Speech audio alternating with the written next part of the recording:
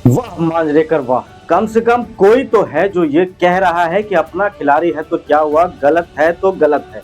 अब मामला क्या है पहले वो बता देता हूँ, फिर बताऊंगा कि इस बार मैं संजय मांजरेकर के साथ क्यों खड़ा हूँ। मांजरेकर ने आईसीसी और बीसीसीआई को टैग करके दो खिलाड़ियों का नाम लिया है, वैभव सूर्यवंशी और यशस्वी जायसवाल। उनकी बात सीधी है, अगर आप खिलाड़ियों को इस तरह की हरकतों के बाद बार बार मामूली सजा देकर छोड़ते रहेंगे तो कहीं ना कहीं उन्हें यही संदेश जाएगा कि चलो कर लो, बहुत हुआ तो फाइन लग जाएगा।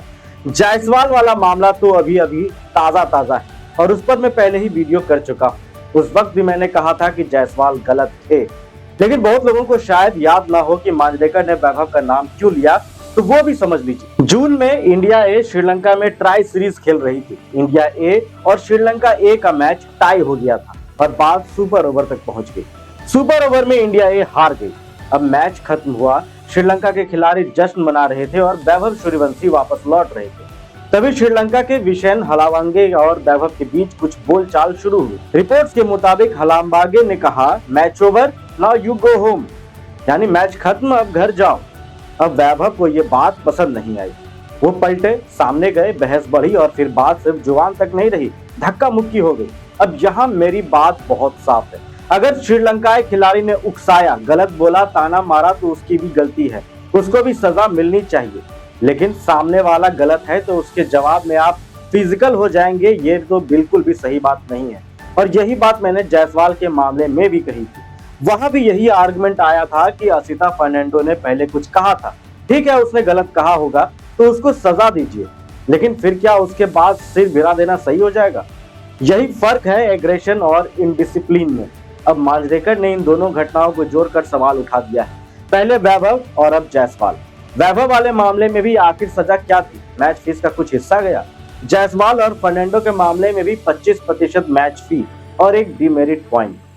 और मांजरेकर पूछ रहे हैं क्या इससे खिलाड़ी सच में सीखेंगे, क्योंकि पैसा तो ये खिलाड़ी फिर कमा लेंगे। आज 25% गया, कल 50% का फाइन लग जाएगा, लेकिन क्या इससे दिमाग में ये बात बैठेगी कि ये काम दोबारा नहीं करना है? यही वजह है कि मुझे मांजरेकर की बात सही लगी। कम से कम उन्होंने बीसीसीआई और आईसीसी को आईना तो दिखाया है। वो ये नहीं कह रहे कि वैभव खराब खिलाड़ी या जायसवाल खराब खिलाड़ी, वो असल में ये कह रहे हैं कि अगर इनके भविष्य की चिंता है तो भी रोकिए, क्योंकि ऐसे एग्जाम्पल और भी आगे देखने को मिल सकते हैं। खासकर वैभव को देख लीजिए आप, उम्र बहुत कम, नाम बहुत बड़ा हो चुका है, तारीफ चारों तरफ से मिल रही है, पॉपुलैरिटी लगातार बढ़ रही है। ऐसे में ये कहना कि बच्चा है छोड़ दो, मुझे ठीक नहीं लगता। मेरे हिसाब से तो उल्टा होना चाहिए, बच्चा है इसलिए अभी समझाओ, क्योंकि अगर अभी हर बात यही लगेगा कि कोई बात नहीं, फाइन देकर मामला खत्म हो जाएगा, तो कल यही चीज आदत बन सकती है। और जहां तक एग्रेशन की बात है, एग्रेसिव रहिए।